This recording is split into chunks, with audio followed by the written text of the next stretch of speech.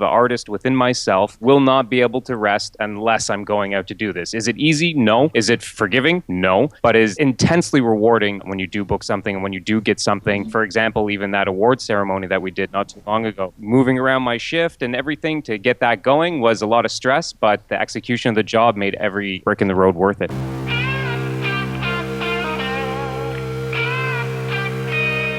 From Toronto, Phanta Media presents the Not So Corporate Podcast.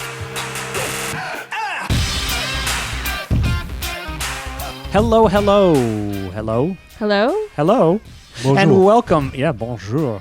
How's my French? It's probably terrible. That was all right. Okay.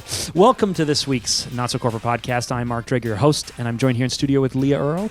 Hi. And Louis Vizanios. Hello. Hello. And on this week's podcast, we actually have a very special guest. It's a very special episode because we have Jay Clapham coming in. He's a professional actor, and a bit of a background for him.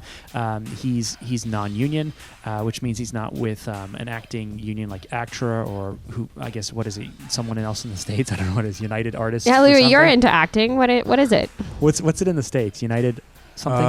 Actors Guild? SAG? SAG. Stage Actors Yeah, Guild? it's Screen Actors Guild. Okay. Yeah.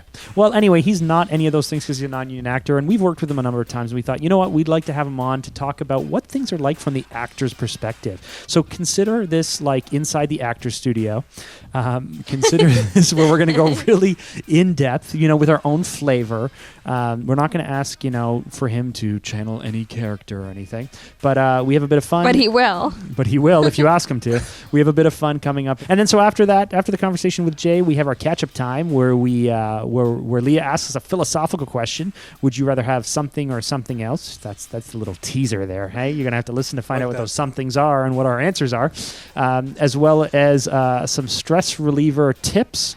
And then lastly, our question of the week. So all that coming up on this week's Not So Corporate Podcast.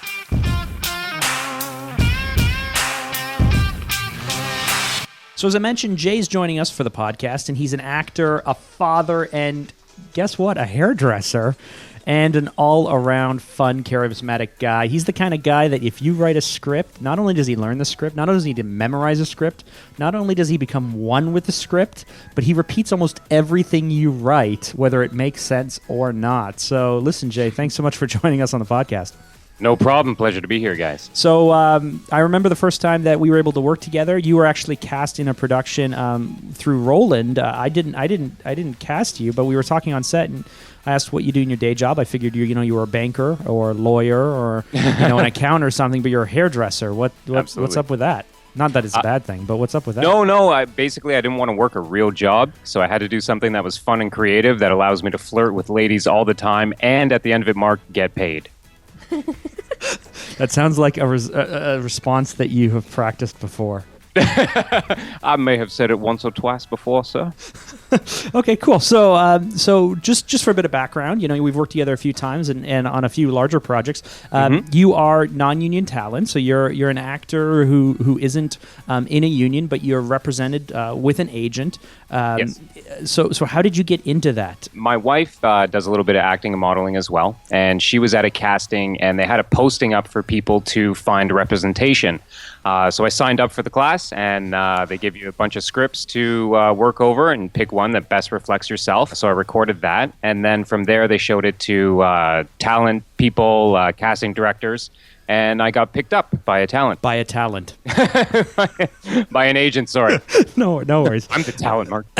So what was it like for you? I mean, were you always outgoing and, and you just found yourself coming to it very naturally, or were you a bit caught off guard by... Yeah, I mean, you know what? Growing up, I was always kind of the class clown. I love entertaining. That's, an aspect of my work, hairstyling. I'm basically, with a captive audience for a couple hours at a time. So it was just something that was kind of inside me that I needed to do. There wasn't any specific, I've got to do this, or, I want to be famous, or, I want to be in a movie. There was just something inside me artistically that needed to get out. And I think this is a great vessel, the acting and stuff that I do part-time. The boy within you had to break out. Yes, that's right. He did. And so, you've found yourself being fairly successful. Can you share, I guess, from an actor's point of view, you pick up an agent, you start to pick up work. What are the choices that you have? What are the decisions you have to make? Is it whether you go union or non-union? Is it whether you audition all the time or not? Or what really are you facing out there as an actor these days? Well, basically what you're facing is to be available all of the time. I don't really find that there's much choice for an actor, especially at my level, non-unionized. I mean, I can't be pick and choosy with auditions or anything. Oftentimes auditions come in, I'll get a message at 4:15 to be somewhere at 10 a.m. the next morning. And if you can't make something, then you get a little, your agent won't call you for a couple weeks. So you basically have to put everything on hold to try and go after this. And, I heard someone once say that as an actor, your job is auditioning and the reward is landing the part. Absolutely. Is that something that's fairly common and that's like the mindset? Or because I often think that the actors who are working the most are really actually just really good at auditioning. They've figured out how to audition. And then the job is something they can kind of fake their way through to a certain degree. For sure. I mean, the audition is almost more nerve-wracking than the job. The audition, you're not exactly sure what everyone's looking for. I mean, you have a basic, you have a script, you have, your way of doing it, but it really boils down to the decision maker. And did you say it exactly how they thought they wanted to hear it in their mind, which you don't know what that is. So when you go and you get the job and you're on set, and you deliver a line or a paragraph or a monologue or what have you, and there's anything they want to switch around, then they just tell you and you redo it until you get it perfect, which is a lot less stress than being in the audition and having to get it right, once or maybe twice if you get a chance to do it a second time. That sounds terrible. How do you do you overcome that anxiety? Why do you beat yourself up with that? That's one of the things is the anxiety. I think that's the biggest thing that any actor in this has to deal with. I mean, there's no shortage of talent out there, but there is a lot of nerves involved, especially at the auditioning process. So if you let that get in front of your confidence or your belief in yourself, it's going to translate on camera. And at that stage, in the auditioning stage, if it translates a little bit nervous or a little bit this or that, then they're going to go with the guy who has the utmost confidence or the girl who has the utmost confidence in themselves, right? When I was in film school, we had to cast talent for our film projects. Mm-hmm. And we took courses on directing, and we took courses on producing and editing and cinematography. And I took this course called Working with Actors. Right. But I don't think I ever was formally taught the casting process.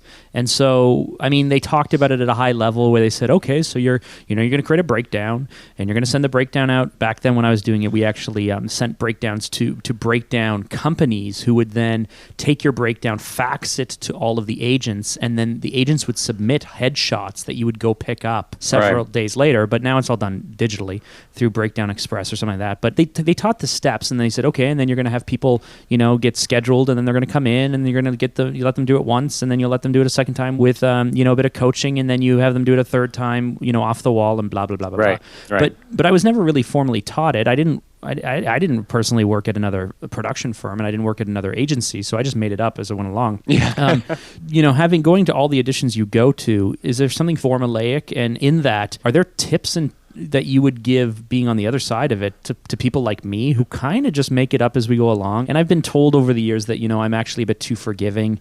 I give people 10 to 15 minutes. I don't give them 3. Mm-hmm. I try to work with them and coach them unless if I feel like they're a total the total wrong fit. But I feel terrible. Some people commute 2 hours for an audition, and if I'm only going to see you for 4 minutes, that's all the respect I'm going to give you. That makes me feel bad. But that's kind of what it boils down to as well. And I mean, you have to really concentrate, and that's why people come into the industry and they're very green or new to it, and you can tell when you're sitting in an audition room who's kind of new and who's done this a bunch of times. It's really funny to see that kind of breakdown. From your side of it, if you had the perfect way for someone to audition you, what would that look like? What would that be? You know what? I had actually pretty good auditions with Roland before, because he would let me come in and we'd do the lines, and then Roland would come up in his saucy little way and he'd tell you, switch this, switch that, give it again. And he made me feel very comfortable. Sometimes you walk into an audition room and it's almost like they're waiting for the next person, So, I mean, your time is they're asking you your name. Hey, how are you? And you can tell your 3-minute clock has already started. That's unfortunate. But you know what? So I'm not a huge fan of casting, the process of it, because I feel it's very tedious. Yeah, neither am I. Well, I was going to say, let's play a bit of a game here, right? So we'll go to a breakdown and we'll say, and it makes me feel a bit uncomfortable to say it out loud, but you have to be this clear. You might say, I'm looking for 30s, female, black, professional woman mother. And then so you'll put that out there, and then you'll get a whole series of people. Or you'll say, I'm looking for 55 to 65-year-old grandmotherly female, whatever, caring, compassionate, approachable, blah blah blah. Or I'm looking for 72-year-old businessman, open race or whatever. So you just put out these things, and you get these people in, but you know that you have to fill the spot. And so like the thing is, what you might be sensing is, as you're working through these people and people are coming through, if you get halfway through your casting process and you haven't found the person, you start to get worried. I start to get worried as someone who's trying to cast the role. But if you are like an hour into your casting process and you've already found 2 great people, you're like, anyone beyond that might be better. Yeah. But they may be. But because everybody you're seeing is so bad, you almost don't give people the chance to prove how good they are, because you already have 2 good people. Like you already feel comfortable about that, and I'm busy worrying about that other role. Well, that's happened to me, Mark. I've gone to a casting, and it was for the hero. It's been my turn next, and I've had the casting director walk out of the room, go, "Oh, guys, we just found our hero. Great." And like, I'm going in next. Perfect. They walked out and said that like casually, and you overheard it? Said, "We've found our guy. He's perfect." And I got to go in next and slough that off and act like nothing happened. Oh gosh. So then what do? Do you just start to say, like, do you just call a spade and be like, "Listen, you guys already found your hero, but I could be a funny sidekick," or what do you do? Well, you know what? You kind of accept failure at a lot of the auditions you go for. Like you were mentioning before, that auditioning is kind of your job, and booking the job is a treat now and again. So I mean, still, you go in there and do your best job. If they found the guy that they're looking for, great. Every time I go to an audition, I know that my hat is in a pile of at least another 10, 15, 20, 30, 40 people, whatever it may be, right? So, I mean, already the chances are slim to none.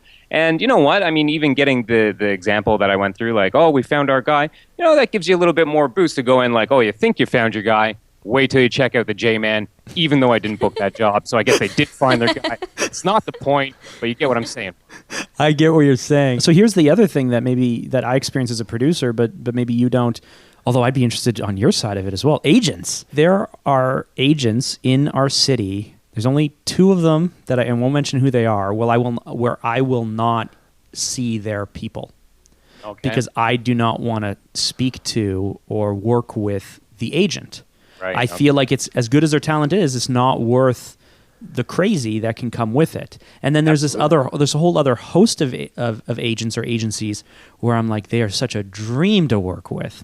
And this isn't something like, I mean, when we work with a casting director, they give us even more insight into things like that. So it may be that this person is like, "Well, we found our person," and then you come in, but the negotiations could fall apart. You could be second on the list. They could have allergies or not be willing to do nudity, which I know you're very comfortable with. Absolutely. I'm naked right now. It's unfortunate that we're not broadcasting the video on this. So you spoke about agents. I just can you take me through, like, how does that process work? How do you find out? Sorry. Is your wife looking to get into acting? Because you're asking some very specific questions here. I'm just trying to make a Are good you product. getting into acting? Are you quitting? Are you getting into acting? Because you're asking some very specific questions here. Yeah, I'm up for a role. Are you? Yeah. Good. In what? I can't talk about it. NDA. So you already have the role, so you don't need it. You don't need an agent. I can represent you. I'm looking for a new representation. I'll represent you. Okay. Who's your old representation, Manny? Yeah. Yeah, it is. It is. See, the scary thing is I can't tell if you're joking. He takes too much off the top. He would. Yeah, he runs his business like a pimp. He does. I've heard it's it. harsh. Yeah. He takes 50% right off. Yeah, he's tough. Okay, sorry. Go on. No, it's Quick fine. question for you. It's fine. Real question. It's fine. Right. So yeah, Jay. So agents, how do you find out? How you got the job, how you didn't get the job, and then like you have to chase your agent. Kind of guide me through that process. Yeah, usually your agent chases. So I'll get a call. Hey, be there at this time. So I go, I do my best. For example, if I've made it to the next stage where I've been placed on hold or I'm an option, then my agent will call me up and tell me, hey, you've been placed on hold. The callback audition is this day. She makes sure that I can go for that time. She'll double check on the money for me and everything else. She basically does everything. Like your agent works for you. And I think a lot of people get that a little bit backwards. So your agent is a good fit for you, right? How did you find this agent? Did you have to like go through a lot of agents? How do you stick with an agent? So I was with an agency where I was telling you before I did that workshop to find representation. So I got represented by this lady, and I had done a couple commercials and a couple little spots. It's doing okay. And then my wife was on set, and one of the gentlemen that she was working with, his wife had an agency, or she had just started her own agency about a year prior. So my wife, doing her usual job of boasting me up everywhere she goes, was telling him about how great of an actor I am and how funny I am and how charming I am and such. And he said, well, you should get him to send a video to my wife. They're actually auditioning. They're thinking about doing the show in living color over again. So he said I should send in a video. So I got in contact with this young lady, and she said, yeah, we're accepting these videos and such, and I'll kind of use it as your audition tape for me.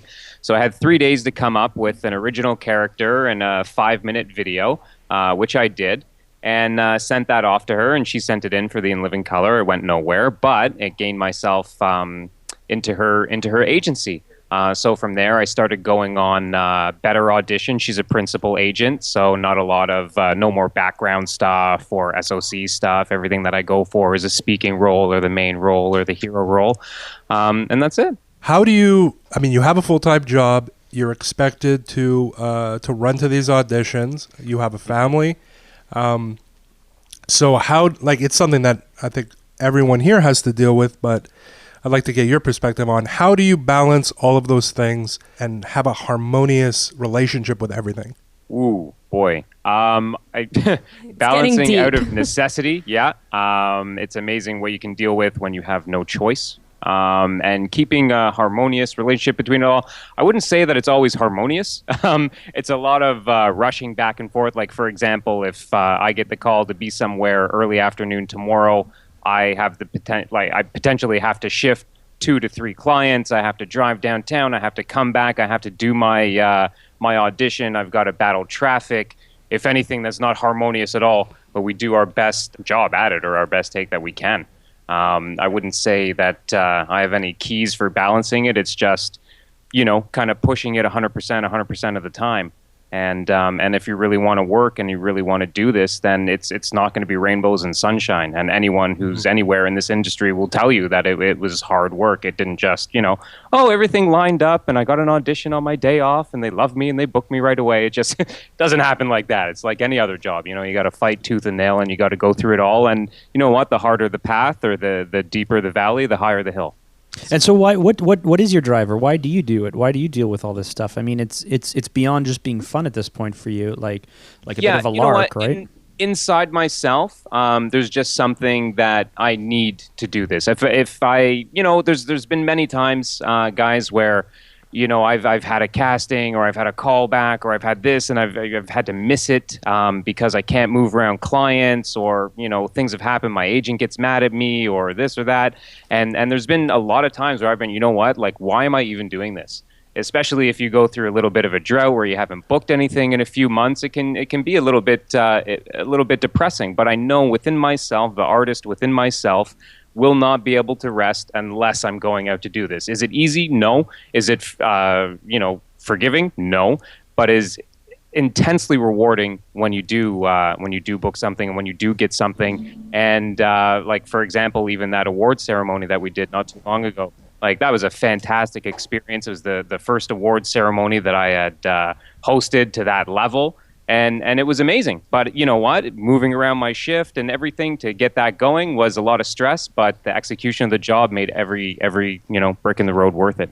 Yeah, and I'll just share with the audience. So what you're referencing there is, I guess we did a really fun PSA project probably 2 or 3 years ago now, which which was a lot of fun. And so we had audition footage already of you, and and as a producer, sometimes we have to cast people, but the client has money for talent, but they don't have money for casting, and those are two different things. And so when they don't have money for casting, but they have money for talent, we kind of go back to the people that we know and trust, and we think we can work with. And so about 8 months, maybe 7 months after that first project, we had a different client who wanted to do something late night, sarcastic TV show-ish. So kind of like the Daily Show of a specific industry for a very, very specific audience. And so we shot that in studio with you, and it was a lot of fun. Well, flash forward one more year, we're now helping them produce this big awards gala, this big event here in Toronto. And I wanted to somehow tie in the previous year, what we did with you in the show, into this year, but we didn't have, because we were doing this big award ceremony, we didn't have budget for video content. So we brought you in as a scripted host to be the character from the TV show, but to host the night live under the premise that the show got canceled because you made fun of the CEO of the firm or something. So it was a lot of fun, but for me, it was so much fun to already have an established voice and already work with you. But it was super nerve-wracking for me because I'm putting you, as talent. You're like, the talent I know and trust in front of the camera with editing. I'm now putting you in front of hundreds and hundreds of people and saying, please deliver this script we wrote for you in a natural way as possible. Oh, and don't mess up or make us look bad. So that must have been I was nervous. I don't know how nervous you were. I was pretty nervous before that, Mark. I was pretty nervous. I was nervous right up until the moment that we started rehearsal. And then rehearsal went great, and then it was showtime, and I was nervous again. But the buzz of the show and just the audience was loving it, and everything you guys wrote and the way that it went down was it was brilliant. So it was an excellent time. I have to say, between you and I were both brilliant. Well, I will not disagree with you. Excellent. All right, so I'll change the topic for hold on. We're not done patting ourselves on the back yet. Yeah, I know. Jay, you were brilliant. You were great. Not every project you go through can be really awesome, though. Is there times where you have to walk away from a production? Are there certain red flags in productions you think this isn't going well, I have to step out? No, I haven't had anything where I'm like, oh my God, this isn't going well. Actually, I did do one commercial for a company, and it was a very low budget commercial, and I was actually doing a teleprompter off of an iPad that someone was just holding underneath the camera. Oh. Yeah, which was pretty neat. So you know what? That was about the most project that I'd be like, oh my God, do these guys really know what they're doing or anything like that? But no, I definitely wouldn't walk away from that. But that was a little bit of a dicey one.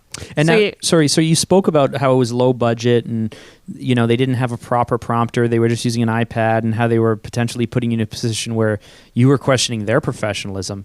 I guess being non-union and budgets being what they are. You don't have to be specific about income or anything here, but you're willing to work, or your agent's willing to work with producers based on the budget that they have available, or what? Yeah. See, the budget for that job, my pay wasn't that bad, but when I got there, I saw, wow, this is really it's kind of almost reminded me of high school, but with professional equipment. On that, I spent so many years I was never concerned that clients wouldn't think we knew what we were doing. I was really always concerned when I hired freelancers and talent, that because if you Jay, if you're on set, even if you're only on set 6 times a year or 10 times a year or 15 times a year, you're still exposed to so much more diversity in productions than I am doing the same thing I do all day, every day. Right. And it's super vulnerable for a producer to have people invited onto set, not really knowing if we do things the way other people do it, is it better? Is it worse? We're not sure. And you could be sitting there going these guys are jokes. Now, I know that you're probably too polite to ever say anything, but that was a concern that I always had in the back of my mind. No, goodness, no. I like that you guys, even this podcast is very lax. The way that you guys shoot is very lax, or at least the way you shoot is, Mark. Is that a compliment? No, it is very much a compliment, because if you want your talent to be comfortable and give you the best possible results, then they have to be comfortable. Sometimes when you're on a shoot or you're doing something and they're being really finicky about one word in a paragraph or this or that, it can become discouraging to you, and it's hard to always keep that momentum and that energy. And definitely working with you guys, it's a very friendly atmosphere, very professional at the same time. But I guess the biggest thing that I like about working with Phanta Media is that you guys make it fun. Thank you. We didn't even have to pay you to say that, right? Oh, you're not paying for this? I Checks in strike the that. mail. Oh, Leah, did you negotiate in advance? Oh yeah. So on that, what you kind of stole my thunder here, but on that, what's what's the tips you would give to producers or directors in terms of working with talent? I guess to understand what the talent is. I mean, you guys, very well, you have to worry about cameras, lighting, production, editing. Like, you have to worry about everything except for spitting out those lines and how you want them.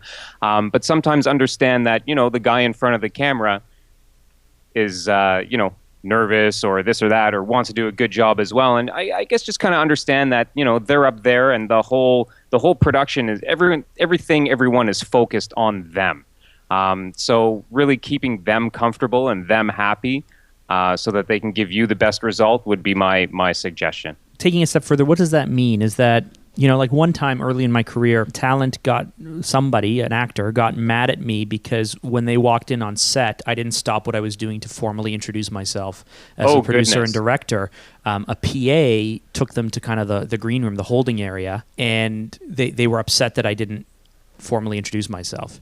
Okay. I thought that was a little bit far. Was it Michelle Pfeiffer? Oh, that's no, it was not Michelle Pfeiffer. I probably would have stopped what I was doing to introduce myself.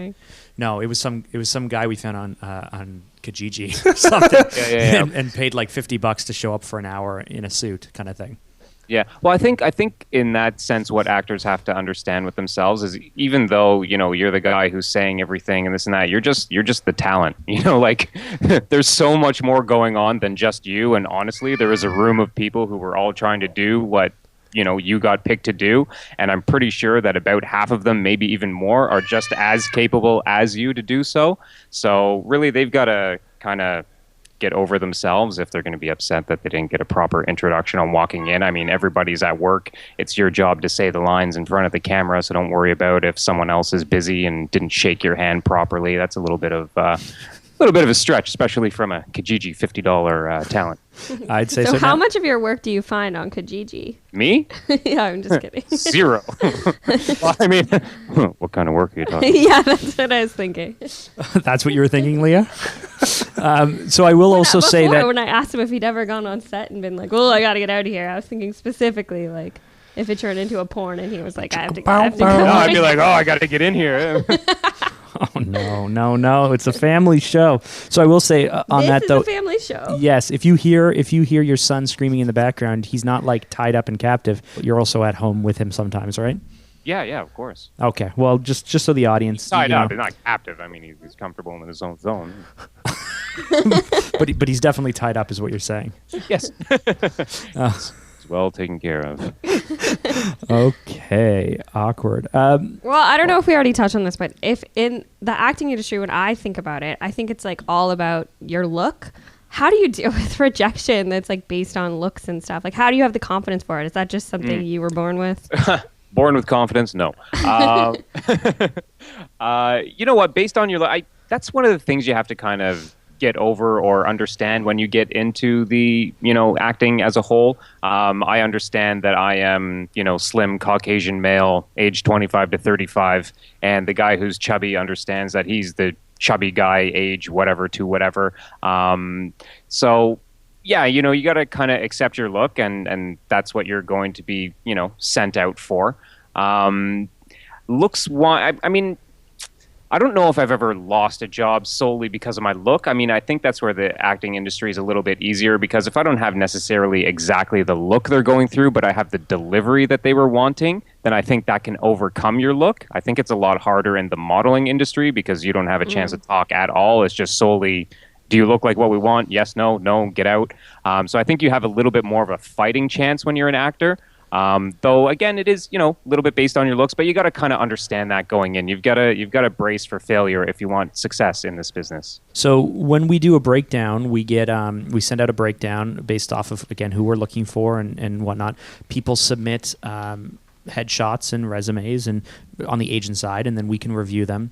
And then what we'll do is we'll start to schedule people, at 3-minute intervals or 5-minute intervals, and then we keep 10 minutes every hour free in case people come late or we're running behind or what have you. And then we always have lots of people who can't make it, so they send what's called regrets. They just saying that they're not going to be auditioning for the part. You always have a whole bunch of no-shows. 20-30% no-shows is pretty common on our side. But what we'll do is we'll prepare sides. So we'll prepare either a sample script or an extract of the script, or we'll prepare a one sheet that we want the person to read.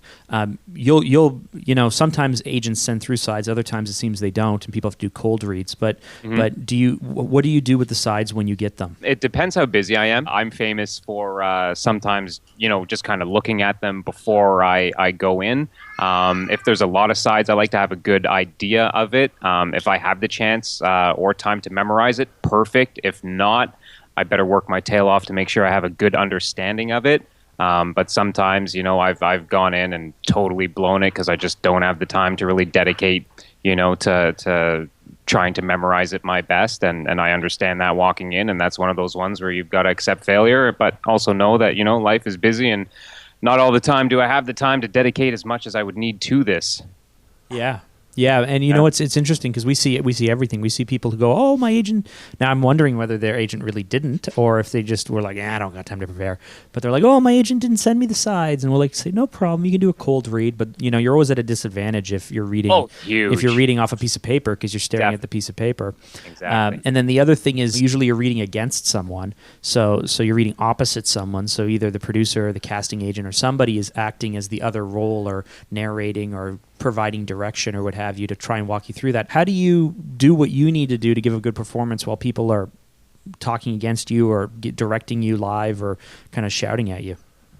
I think it's basically just kind of forgetting where you are for the second, because usually when most people are reading with you, like you'll be doing your job and throwing emotion into it, or fun or fear or what have you, and then they just give you their line just kind of stagnant and cold.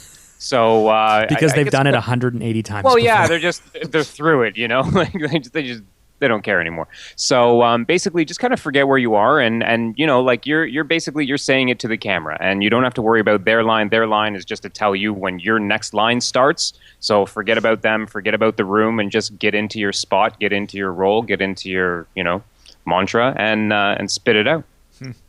And then so a few other like little things, like we always ask people to slate the camera.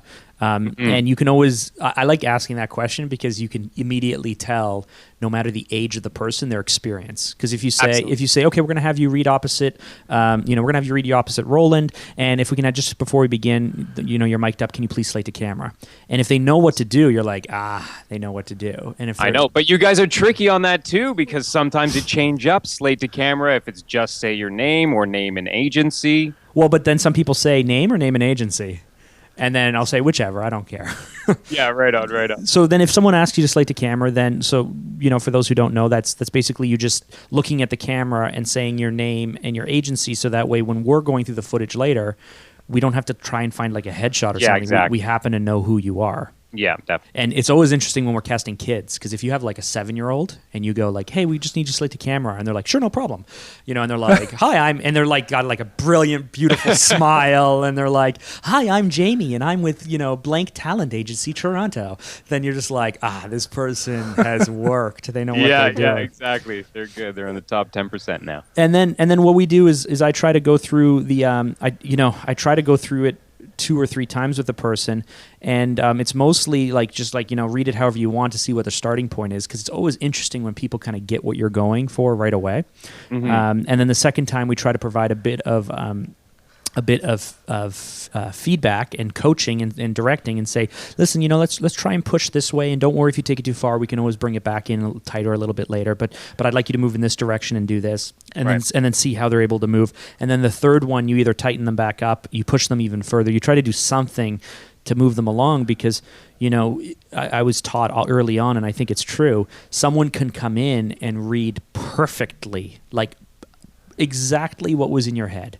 This person has the look, they have the delivery, they are amazing. But in that environment, you know, you're comparing them against a whole bunch of people who weren't amazing. They're coming in and giving you exactly what you want, so you're really excited, almost tricking yourself. You don't even know if they're capable of taking direction. So even if they come in and do an amazing job, I was always taught, and what we try to do is you push them completely the opposite direction, take them totally off track, because they already landed it there. And even though you're taking them the wrong direction, you're just seeing if they're capable of taking direction and understanding direction and then acting it out. So exactly. And so is that a pretty common thing that producers do, you find, or? Pretty common, yeah, definitely. Like you'll go in and you'll you know, say it, and you can tell in yourself when you've done a good audition or not, and they'll still go through and get you to, you know, do it a couple different ways, do one, you know, just totally crazy, do one, you know, a little bit scaled back. So, and also when they tell you to change your direction, or, you know, say it this way, or now turn your body this way, or come in from the opposite side, they're definitely testing to see, because I mean, you know what, like saying the line is one part of it, being able to adjust to what's going on set, and maybe something's not exactly working out the way that you thought, and we're going to do it a different way. That direction then is going to come in very, very, very, very, very important. Do you have like you get booked, like we really liked working with you, obviously, and you get booked quite a lot. Do you know why? Like, do you have a secret that you use? Are you manipulating people with like a potion, or is it wizardry? I try to use the force when I... No, you know what? I think when I book a job, it happens to be a job that's a little bit better for me. Anything normally kind of in a speaking role or presenting role, I tend to book a lot more of than something on, you know, like an emotional story kind of audition. So, you know, that seems to be my kind of fit, the present-y kind of stuff. Mm-hmm. So knowing what is the right thing for you is like what helps you book. Yeah, absolutely. And my agent also knows. She also customizes my auditions for me. And I'm very lucky to have an agent that actually takes the time to work with her talent. Instead of just trying to get as many people as she possibly can and throw everyone out to everything, she has a smaller agency that she really tries to, okay, I know, Jay, that you like to do more present-y style stuff, so I'm going to send you on more of those type auditions than sending you on, I don't know, an audition for like a romantic lead, because that's not the J-Man style. But could it be? Does that bother you to be typecast ever so? No, I mean, you know what? If you're typecast, it means you're doing okay, because it means you're working and it means you're getting sent out on the same stuff. Maybe you may not get a chance to kind of go to the exact spectrum you may be able to with your craft, but at least if you're getting typecast, means you're working. So when you're on set, you know, the thing that kills me whenever I try it, which I think it would be really easy, is to hit a mark. How do you hit a mark when you're not looking down? I know it's something that we all take for granted that talent do, right? Especially focus pullers or you know, assistant camera people that get so peed off when people drop out of focus or whatnot. But how do you, like, as talent, how do you do that? Is that something that's actually taught to you? Like you just work on hitting a mark without ever looking down? I like to think with that, Mark, that I'm kind of self-taught. Example, you left when we did the Mississauga Food Bank video, it was a concrete floor. And Mark came up and he put a small chalk dot where I'm supposed to land. I do about a 30-foot sweeping motion. No. Hold on. To be fair, we were dollying. We had a lot of track, and we were dollying from a medium close-up to a wide shot that had 40 people in it. Yes, so we couldn't put a big piece of tape there because you would have seen it in the shot. Oh, I know why you put your small chalk dot.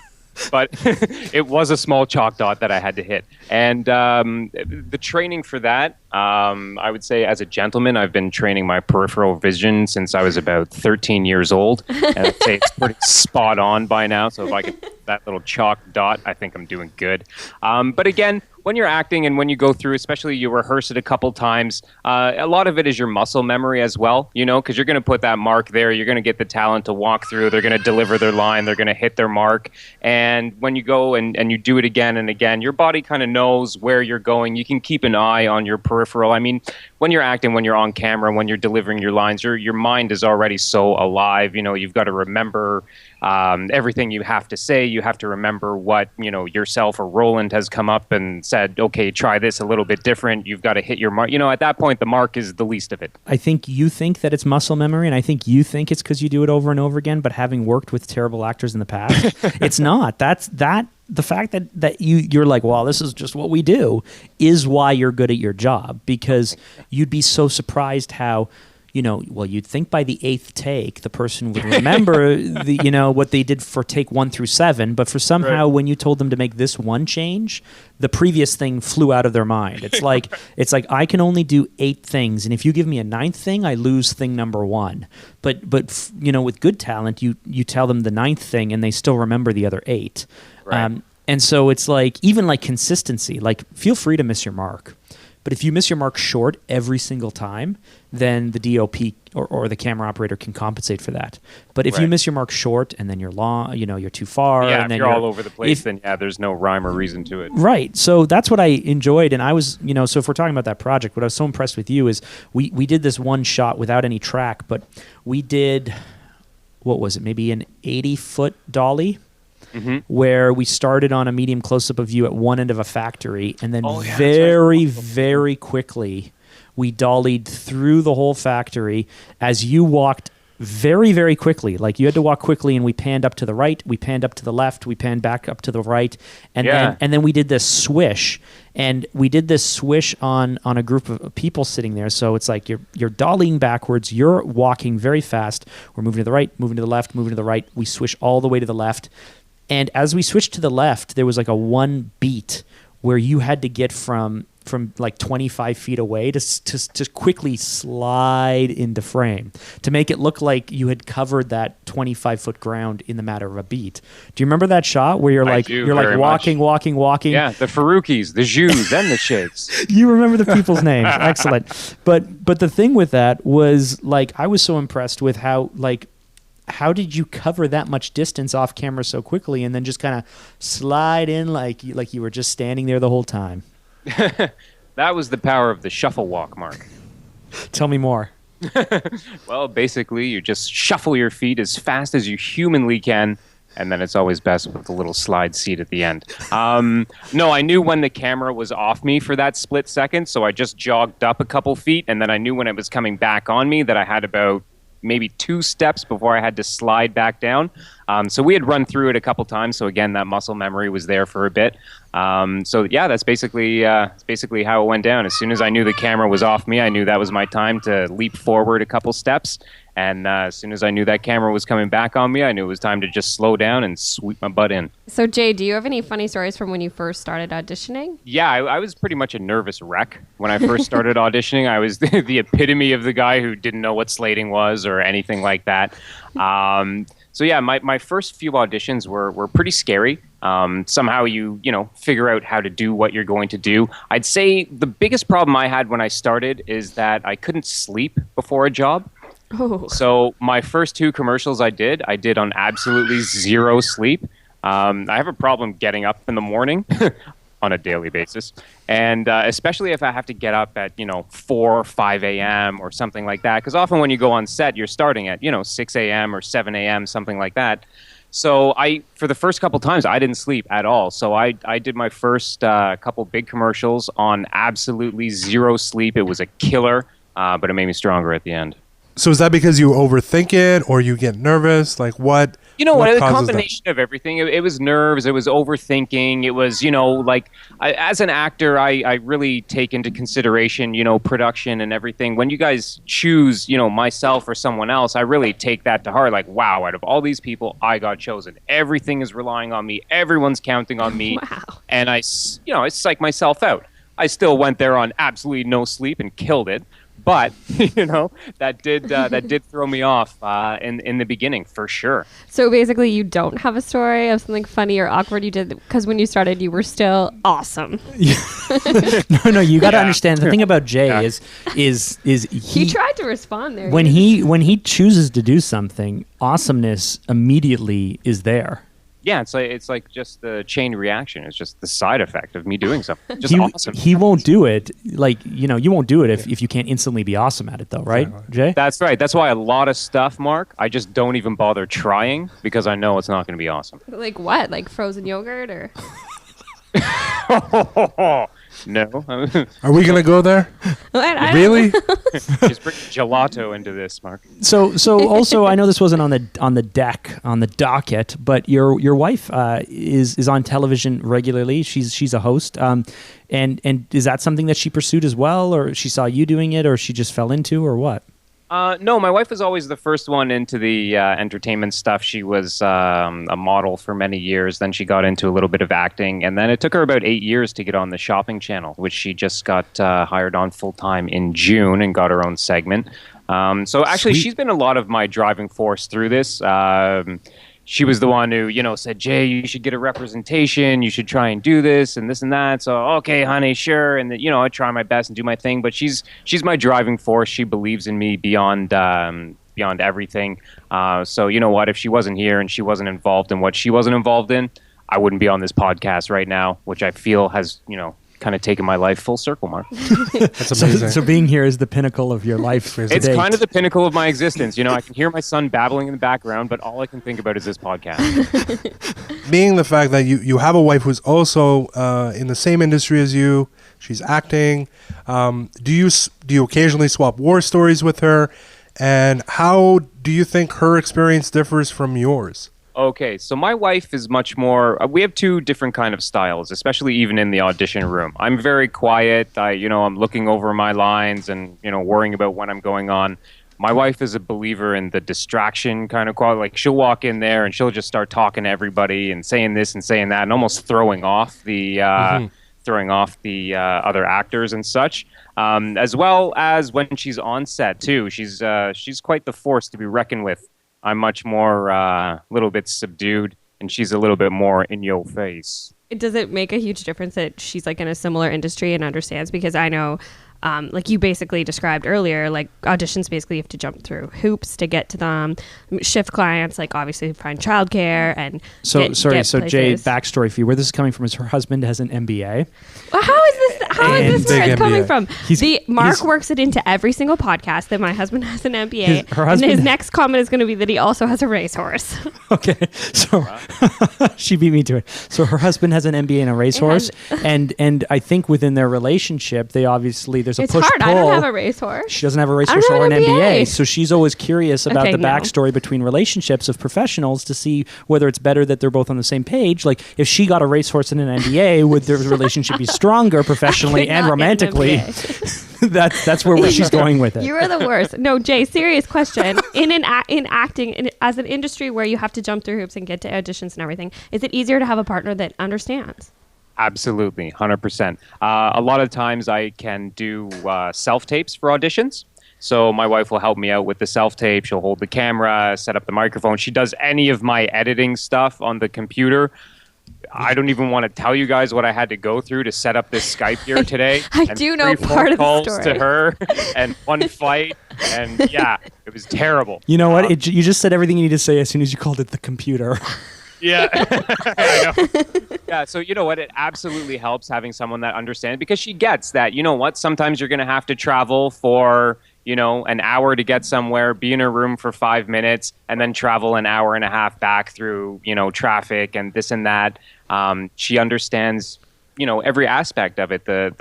The defeats, she understands when you do something successful. She gets it, because it is something hard that a lot of people don't understand. Even talking to my father sometimes, oh, I'm going on an audition and this and that. Oh, well, does that mean you're getting it? Like, I don't know, Dad. Well, why do you do this if you don't know? Like, oh my God, Dad. Like, it definitely helps, especially with what does the your acting. dad do? Billy Boy's retired. So Whoa. he just sit back and ask me about what I'm doing. Okay. So, quick question for you. So sometimes when we're going through the breakdown process, we accidentally have someone slip through and book for an audition that clearly doesn't fit. So, for example, you mentioned your male, Caucasian, thinner, 25 to 35. So we might put you for, husband. We might put you for He doesn't do romantic. banker. No, I'm saying still character though. Banker or professional, suit, whatever it might be.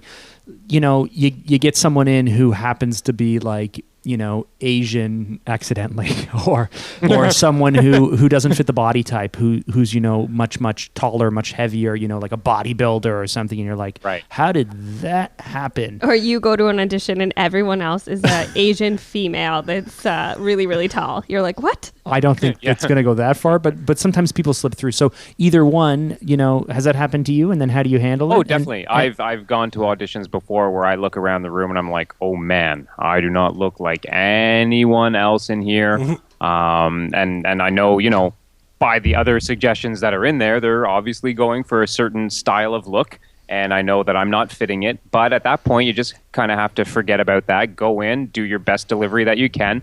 Because when you go to an audition, too, or when you see a casting director, you have to remember that they're casting for a bunch of other roles as well, right? So maybe you didn't, quite fit this particular job, but it doesn't mean that they're not going to think of you for something else. It always seems like when I go somewhere and I do a really great audition and I'm placed on hold for something, or I do a callback, I go to that audition house more and more over the next couple months. Even though I didn't, land something, it doesn't mean that I didn't do a good job auditioning and now they want to try me out for some different stuff. Mm-hmm.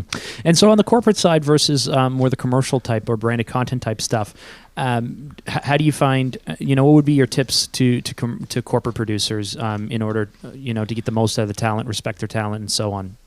Well, basically, just like I was saying before, just understand that, it's kind of nerve-wracking being underneath the lights and having everyone staring at you and having everything coming down to your delivery. I mean, beyond that, they shouldn't really have to worry too much about the talent. You know what you're getting into when you go for these jobs, and you know that, you potentially will have to stand there for hours and say the same thing over and over again until they've decided that you've gotten it right. The only thing that the talent may need in that, particular situation is a little bit of boasting up, a little bit of, hey, we've got a couple good takes, but we're just going to try and keep running, see if we can find something else, make them feel a little bit comfortable and confident. And that's it. But other than that, it's their time to shine. You don't have a camera guy come to set and, oh, my shoulder's hurting, so I can't hold it that well. Tough luck, bud. And how do you feel about pyrotechnics? I love Combined with nudity. Yes. Well, whenever I get nude, I do feel like a few pyrotechnics are going off. in the eyes of those around you? Yes. And does it make you uncomfortable for women to constantly goggle you? What would be the term? Oogle you? No, I stand full time in front of a mirror with those women Googling me and goggling me all day, Mark. I quite like it. Awesome.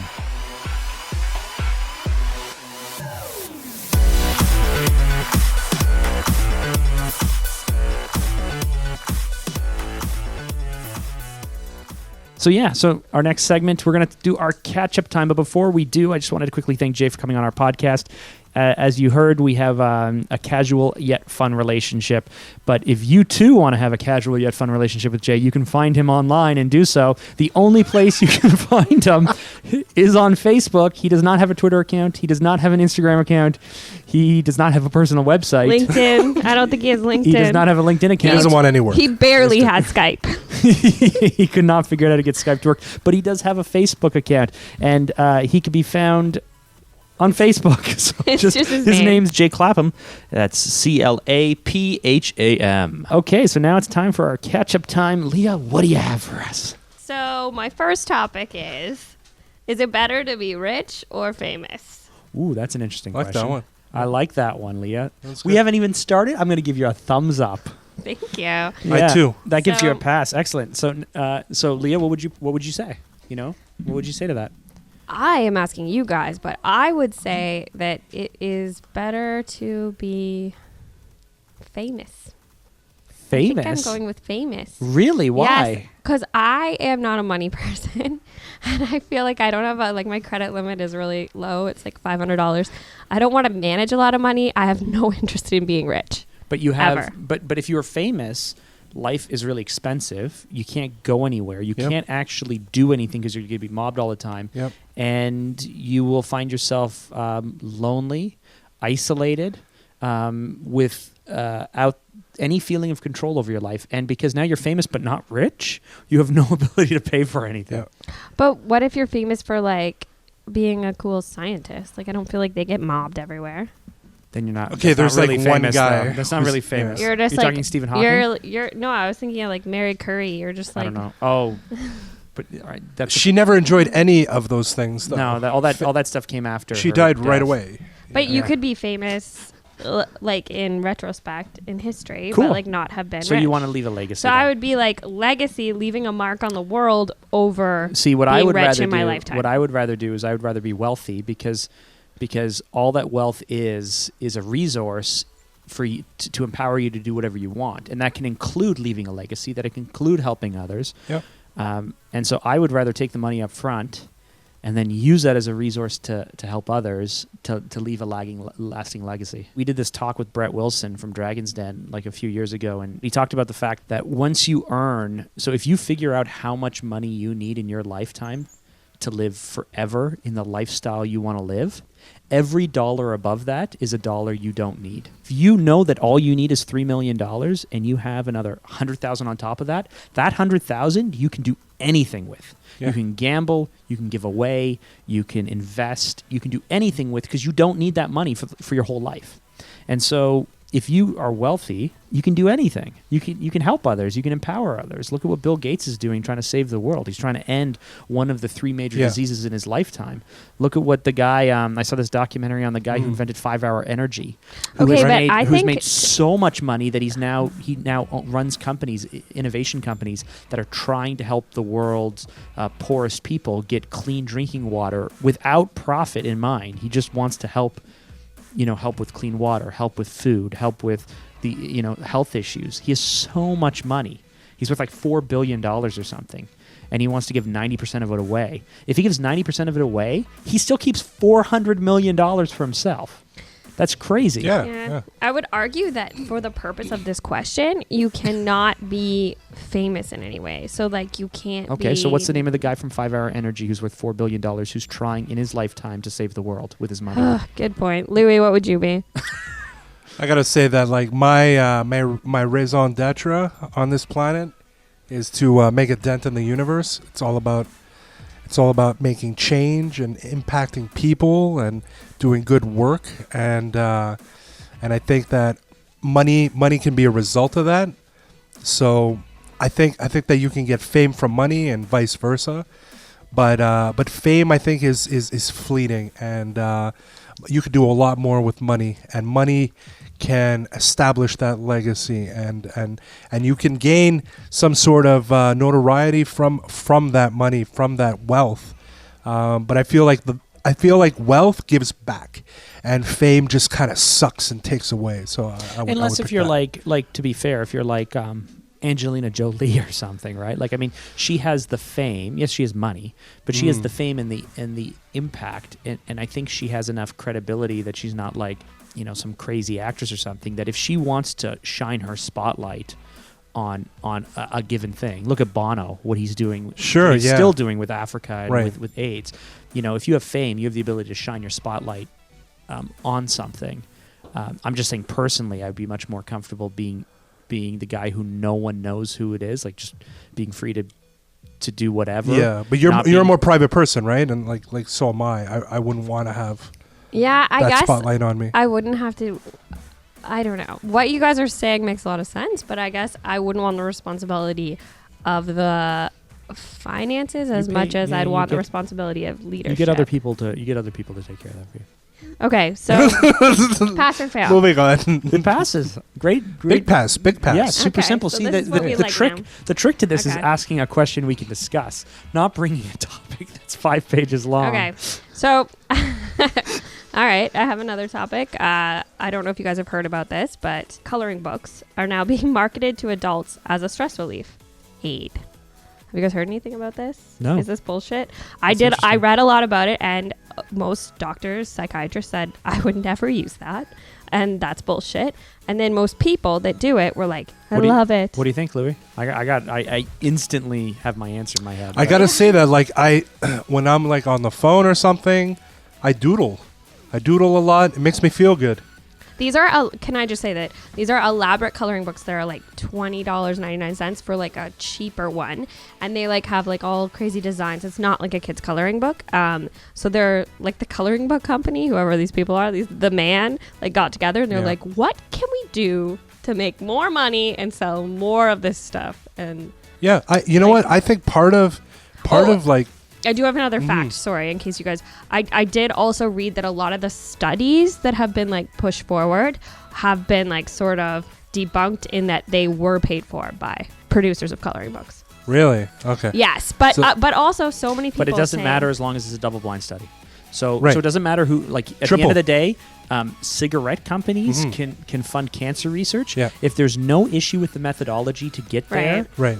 and it's transparent, then it doesn't really matter who I funds agree. it. What I agree really with that. matters is the methodology, you know, and then does it stand up Yeah. to criticism, and then will it be published? Yeah. Right? If Right. it'll be published in a medical journal or a A scientific journal or something. peer-reviewed Yeah. source. Exactly. So I guess my, like, because it's, like, kind of a new thing, Mm-hmm. my skepticism on that would be, like, coloring books are, like, their bottom line. The reason they would pay for this is, like, profit, whereas psychiatrists, if they really thought that it was helpful, maybe they would pay for a study, but their bottom line would be like helping people.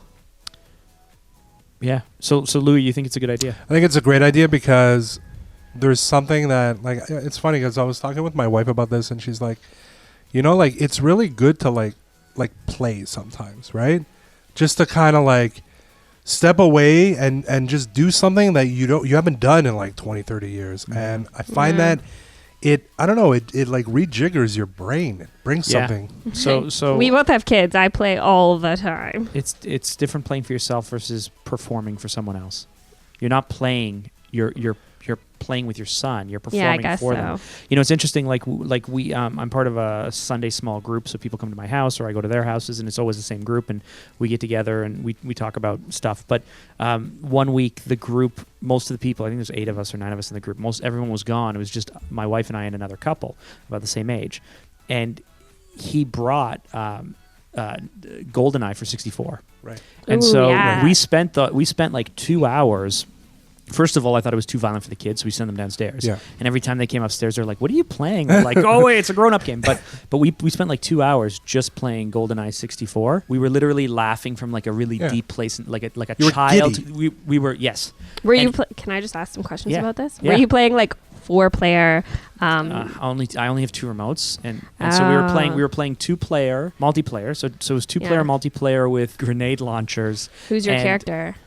We both picked like the most random one. I was like, Oh, you don't have like a character that you always not are. anymore, but for this, and then we played you know, you only live once. So as soon as Yeah. someone Yeah. gets hit the first Yeah. time, they're dead in the facility. And For 2 hours? You didn't switch it up? we switched a few, but we found that the most fun because there's an upstairs, a main floor, and a bottom. Oh, I am very familiar with all the levels.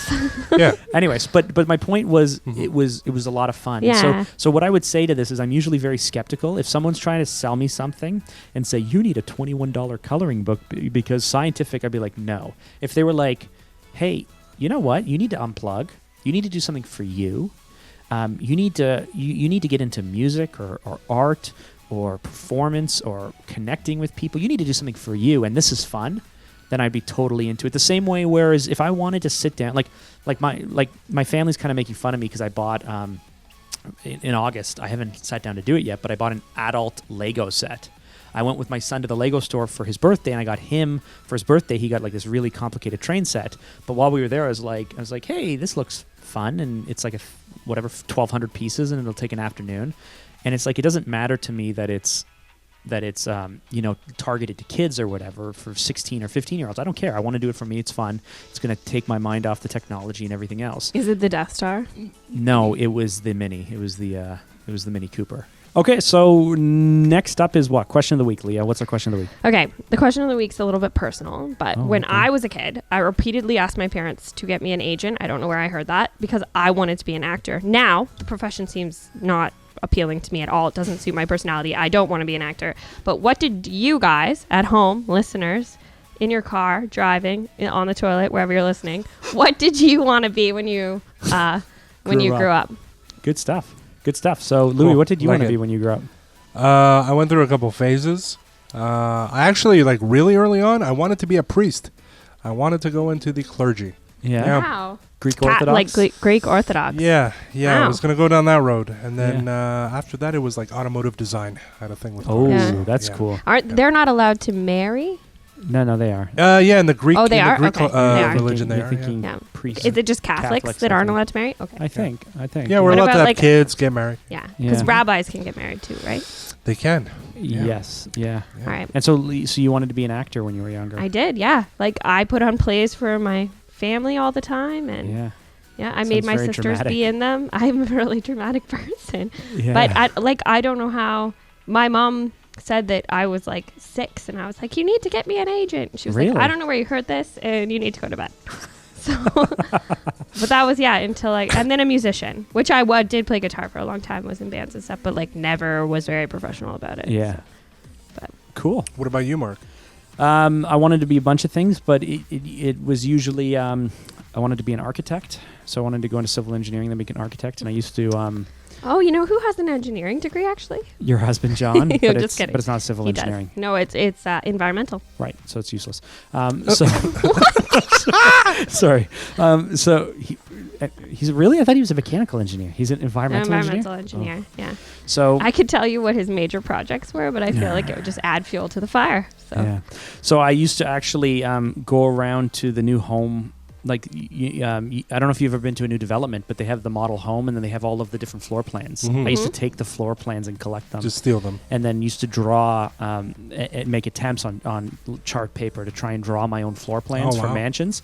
But I'd always start with this like super huge, and I would draw them to scale, but I'd start with a super huge place, and then I'd run out of rooms to put in there. So there'd always be like this beautiful entryway and all this stuff, and then one corner wouldn't have anything. So I'd just start shading it like dead spaces, like black zones.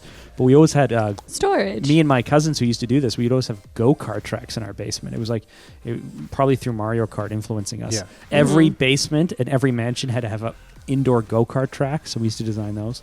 But then after that, I wanted to be a mechanic. I wanted to. I wanted You to do be, love cars. I wanted to be a Yeah. NASCAR driver when I was Yeah. like probably 13 or 14 until I realized I wasn't born in North Carolina or California, which kind Yeah. of is a must-have. That's the thing. Thanks a lot, Mark's Yeah. mom. Ruined that one.